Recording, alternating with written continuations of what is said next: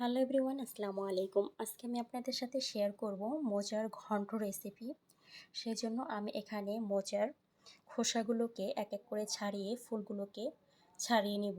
সবগুলো খোসা ছাড়িয়ে ফুলগুলোকে এক এক করে ছাড়ানো হয়ে গেলে মোচার যে মাঝখানে সাদা একটি অংশ থাকে, সেই সাদা অংশটুকুকে আমি চাকুর সাহায্যে কুচি কুচি করে কেটে নেব। কুচি কুচি করে কাটা হয়ে গেলে আমি নর্মাল পানিতে এগুলোকে ডুবিয়ে রাখবো যাতে করে কালো না হয়ে যায়। এরপর আমি মোচার ফুলের মাঝখানে একটি শক্ত অংশ থাকে, সেই শক্ত অংশগুলোকে আমি এইভাবে এক এক করে ছাড়িয়ে নেব। ছাড়ানো হয়ে গেলে আমি ফুলগুলোকে পরিষ্কার করে ধুয়ে নেব। পরিষ্কার করে ধোয়া হয়ে গেলে আমি হাঁড়িতে পানিতে মোচার ফুলগুলোকে দিয়ে সামান্য লবণ হলুদ দিয়ে এগুলোকে ভালো করে সেদ্ধ করে নেব।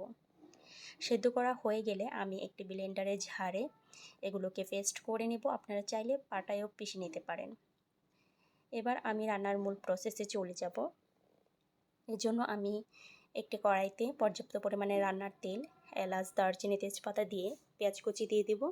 পেঁয়াজকে হালকা নরম করে ভেজে দিয়ে দেবো রসুন কুচি। পেঁয়াজ এবং রসুনকে হালকা বাদামি কালার করে ভেজে দিয়ে দেবো আদা বাটা, কাঁচামরিচ ফালি এবং সামান্য পানি মশলাটাকে কষানোর জন্য। দিয়ে দেবো লবণ, মরিচের গুঁড়ো, ধনিয়া গুঁড়ো এবং জিরা গুঁড়ো। আমি হলুদটাকে স্কিপ করেছি কারণ হলুদটা আমি আগেই দিয়ে মোচাগুলোকে সেদ্ধ করেছি। এবার মোচা পেস্ট দিয়ে আমি পানিটা শুকানো অবধি নেড়ে চেড়ে রান্না করব। মোটামুটি পানিটা শুকিয়ে উঠলে আমি দিয়ে দিব এক টুকরো লেবুর রস এবং খোসাসহ লেবুর রসটাকে দিয়ে আমি আরও কিছুক্ষণ রান্না করে নেব। পানিটা এক পর্যায়ে ভালোভাবে শুকানো হয়ে গেলে আমার রান্নাটা অলমোস্ট রেডি হয়ে গিয়েছে।